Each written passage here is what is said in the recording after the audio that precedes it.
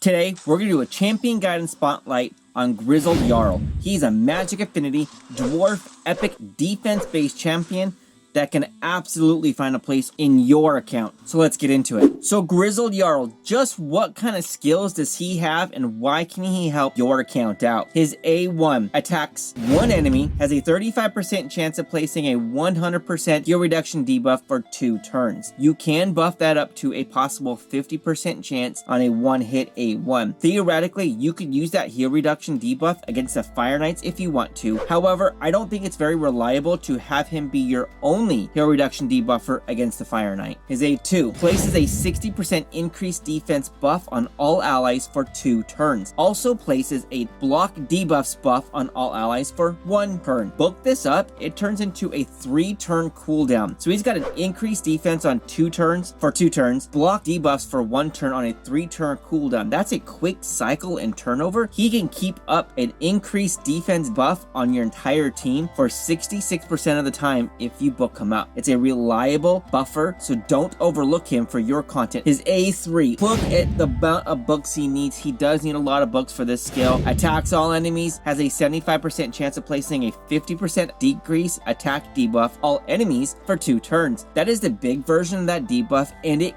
can book to a 100% chance. Also destroys each target's max HP by 30% of the damage inflicted. So 30% of the damage when he deals damage, it's going to destroy the possible HP that the target has. Now that's not going to work quite the same against the big bosses or the clan boss the same way it will against regular typical champions in the content. However, you book this up to a 100% chance. It's a reliable decrease attack debuff. It turns to a 4-turn cooldown though for 2 turns. So if you want to take him to your clan boss, there is a round or 2 where the clan boss will not have the debuff up in place unless you speed tune your Grizzled Jarl to do 2 turns for every 1 turn that the clan boss has. Now the stat priorities that I suggest you build your Grizzled Jarl with should be crit rate, so he can hit some damage, followed by defense, so he can get a maximum benefit of his own buff that he applies, along with accuracy if you want to use that decrease attack debuff. Otherwise, follow up that 3rd stat with crit damage so he can do more damage. Outside of that, that's really all the stats you need to build with. You do need to focus on that speed so you can tune him to whatever speed or location you need him to be. The damage will come with an increased defense if you have that 100% crit chance. So his masteries, my recommendation is just like this: offense and defense. You want him to be able to take a hit and you want him to be able to put out a hit, put out some damage so he can increase that possibility of the HP destruction that he has in his kit. Should you take your Grizzled Jarl to level 6? My answer, yes. To be at level 6 in there, he is worth the resources spent and he can bring value to your content. And click on the video right here to check out another guide on another undervalued epic buffer that can definitely progress your account farther than it is right now.